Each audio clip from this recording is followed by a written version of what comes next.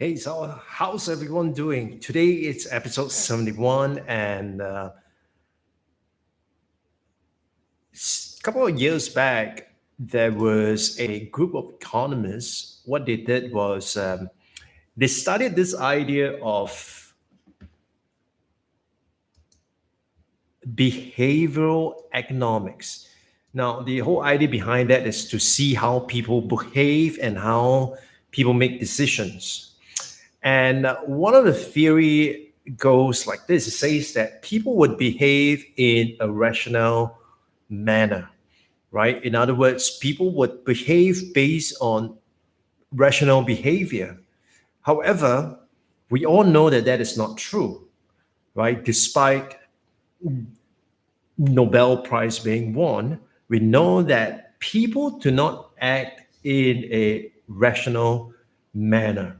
And so the key idea behind this is there a theory, are there concrete evidence that will be able to show us that people do not act in a rational manner? So for example, many a time people would actually fight to not lose something as opposed to wanting to gain that thing.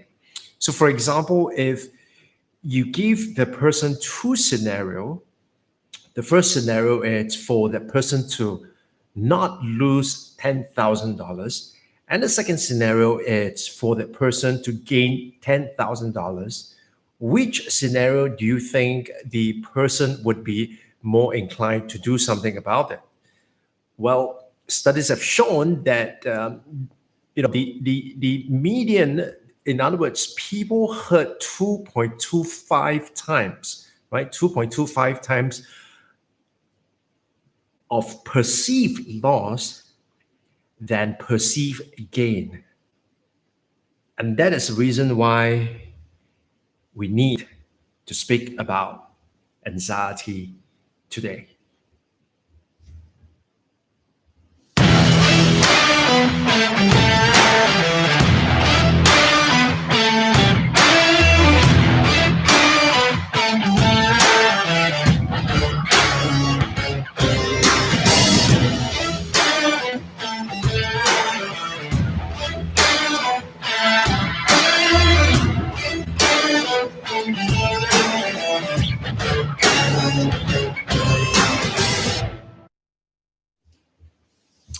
Hey, welcome back. And this is episode 71. And what I really like to talk to you here today is the idea of, or this concept called anxiety. I wonder how many of you actually suffers from or have experience with feelings of anxiety. Some of you might know that you have, episodic emotional situations whereby you feel anxious. Like for example, just the night before a major exams, for example, you probably be lying in bed and feeling anxious about it, right?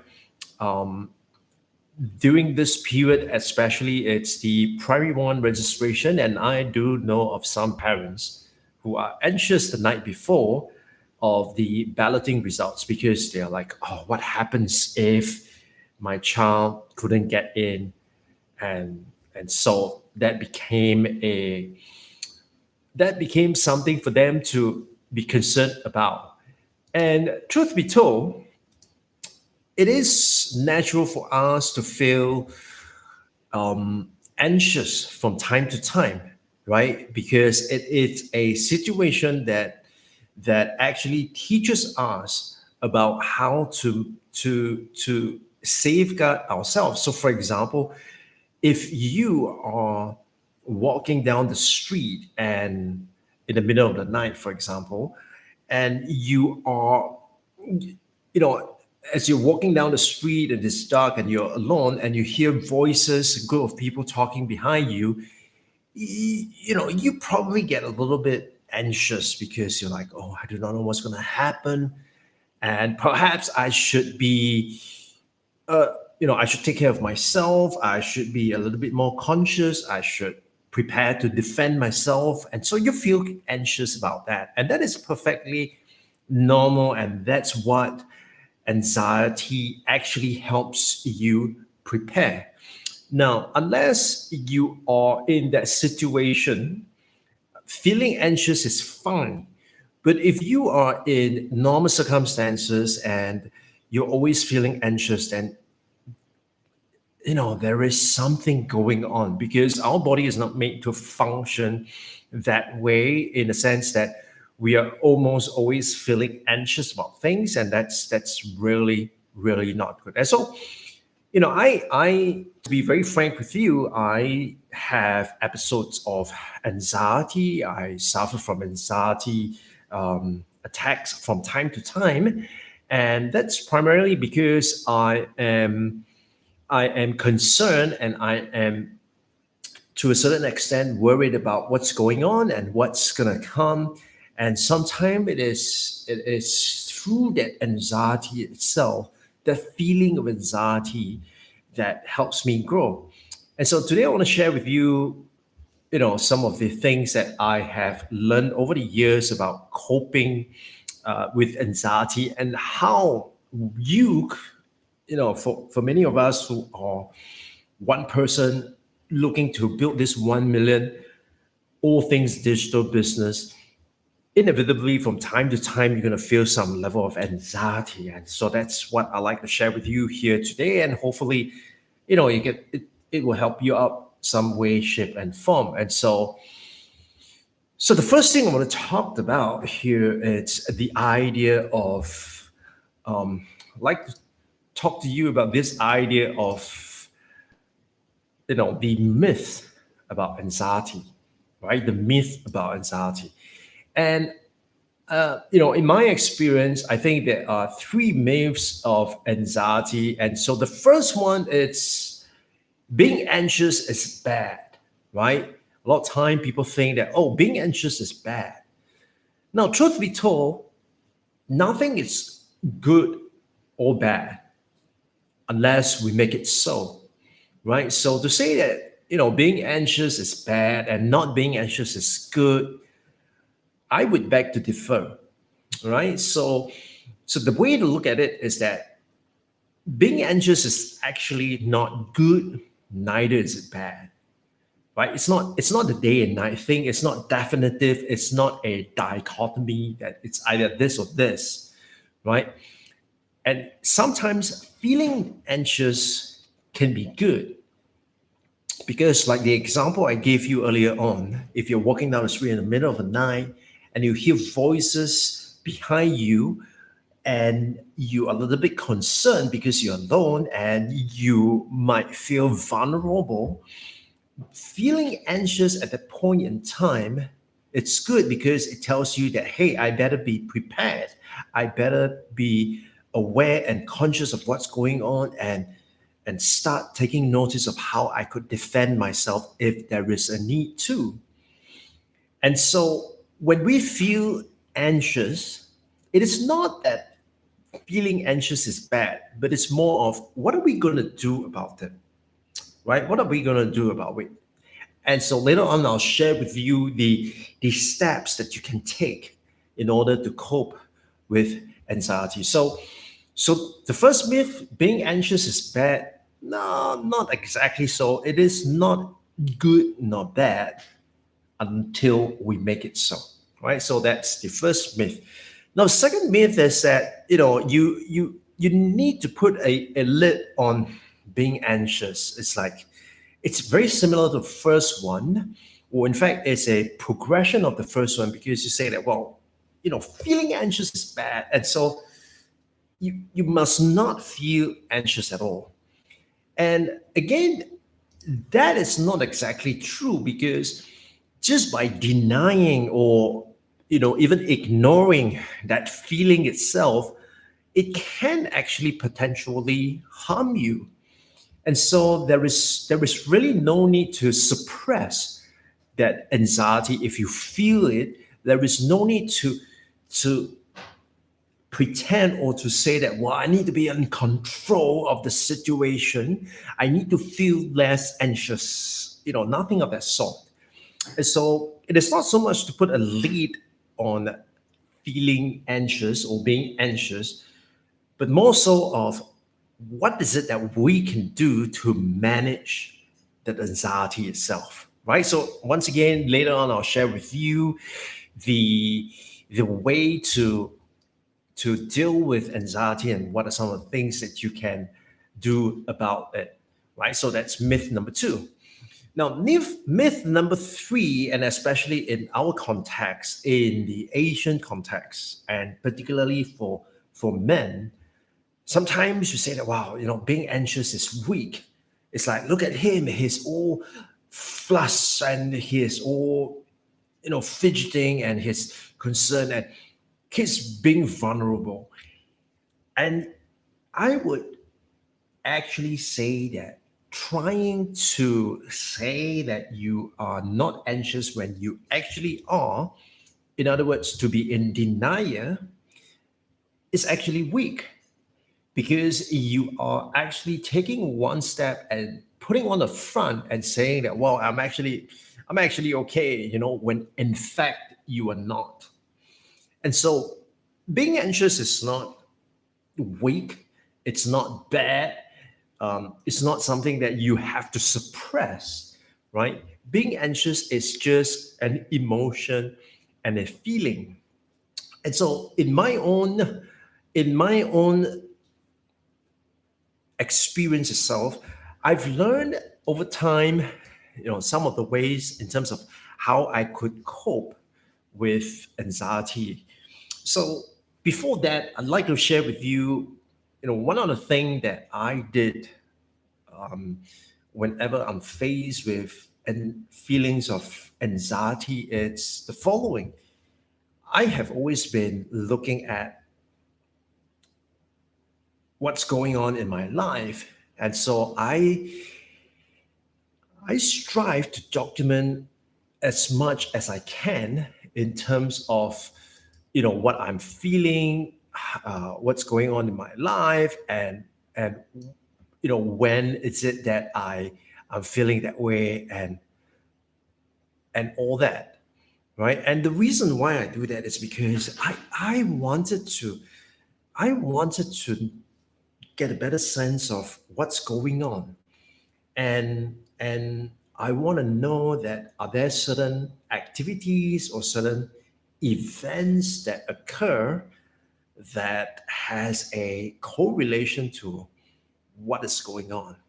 And so that became really, really crucial for me. And that's one of the things that really helped me manage my anxiety. And the tool that I use to help me do that, it's the tool called Notion. And if you have not checked out Notion, I strongly encourage you to check it out. I can do a video at some point in time to share with you how you could be able to use this tool called Notion and to help you see how you could track your days as well as how you could look at the progress of the projects that you're working on. Right. So let's take a look and let me share with you what are some ways that you can do to cope with anxiety itself. So the first one, it's the first step really is not to judge that emotion, not to categorize or classify and say that this is good or this is bad. The first thing that you need to do really is to acknowledge that, right? And by acknowledging it, what I mean by that, it's truly to simply say that yes, I am feeling that way. I am beginning to feel anxious. I am beginning to feel concerned about what's going on. And and that's simply acknowledging it. So not suppressing it, not ignoring it, and not saying that it's good or bad, but really it's to be able to acknowledge it and to say that, okay, I see you, and let me see what is it that's going on. And once you have acknowledged that, the next thing that to do is really to identify the event leading up to that emotion. So, as an example for me, Sometimes it is the fact that I know that today I have got a series of things to do, and I am concerned about how some of these things will turn out. So, for example, I may be conducting a training for a group of senior executives on Friday, for example. I mean, this is for real. On Friday, I'm conducting a coaching session for a group of senior executives. And the thing is, that there is that sense of anxiety, there is a sense of feeling a little bit nervous about that, because it's like, oh, what's going to happen, and how would I perform, and what are some of the things that I will need to do to make sure that they get the best out of it, right? And so that inevitably you will feel that way. I mean, if you do not feel that way, um, typically it's one of two scenario. One is you are having a illusion of grandiosity, right? Or you are just not bothered whether I couldn't care less whether how the session will pan out. Truth be told, I would say that even for me, whom in for some of the trainings that I do, I am supremely confident about the material, about the questions, about the things that people are going to ask me.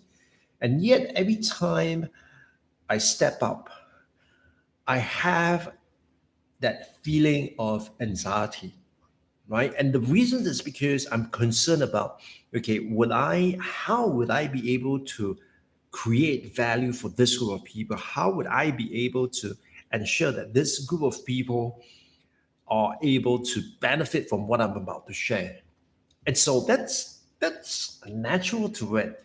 And so it's crucial for you to identify what are the feelings or what are the events that kind of occur leading up to that emotion itself. Well, sometimes it is obvious, but sometimes it isn't. So the whole idea behind it is to be taking note of what's going on and to be able to identify what might be the issue after all. Now, then the third step really is for us to be able to do this.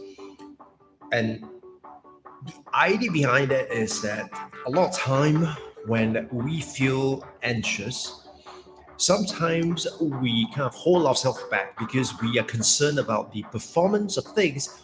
We are concerned about how it will pan out, what kind of results are the results going to be optimal or not. Now today I read the message by Jeff Bezos, the CEO of Amazon, and this was the his so-called speech before the congressional hearing about antitrust. And one of the things that he said really caught my attention. He said that, well, you need to in order to be successful, you need to be innovative and you need to experiment. And if you go out there and conduct an experiment and you already know the result, then that is not an experiment. An experiment is to go out there and do something not knowing fully well whether you will be successful or not. And really, I mean, what is the definition of success, right? Because even if the experiment doesn't give you the desired result itself, you know, you can still learn something from it, and that in itself is a success, right? And so the key thing to take is to take action. And many a time, people would ask me like, all right, I mean, step one and step two, it's something that I could do, right? I mean, I could acknowledge the emotion, I could look at what's going on leading up to that emotion itself. But when it comes to step three, taking action, I don't know what to do. And and for me, really, the probably it's me, but for me, the easiest thing, not always, or rather, it's the simplest thing, but not always the easiest, is to teach, like how I am sharing with you right now. Right, teach what you know, and because once you start teaching what you know, you then realize that when you start sharing, you are able to actually make a difference to people who could be struggling with that particular challenge in itself. And so you never know how much, right? You never know how much uh, you could make an impact on when you start sharing. And so never discount that, and never say that, oh, I really do not know enough to share, because you always have something to contribute, right? And if you want to share with me what you know, please drop a comment, right? Please drop me a note in the comments. Tell me, what is it that you know, what is it that you can share, what is it that you can add value to people, and I'll be more than glad to help you. All right, and with that itself, I thank you so much for watching, and I thank you so much for being with me here. I hope this has been helpful. Well, leave me a comment and let me know whether this has been helpful, and what else you would like to know. All right, and thank you for watching this Melvin on the Melvin Live Show. You have a good one, and I'll see you on the next one. Bye bye.